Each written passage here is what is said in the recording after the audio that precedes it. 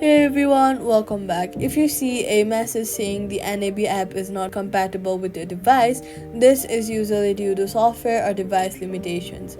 First, check if your phone system is up to date. Older versions may no longer support the NAB app. Then go to your app store, search for NAB app, and confirm that your device meets the minimum requirements listed for the app. Update your app if available. Updating your app ensures you have all the latest files and bug fixes, so update it. Then, if your phone is very old, the NAB app may no longer be supported on that device. If your device should be compatible but still shows this error, go ahead and long press on the app icon and then remove app, then delete the app.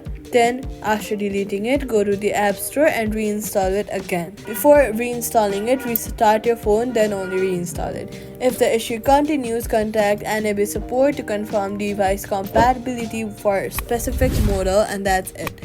Subscribe for more quick fixes.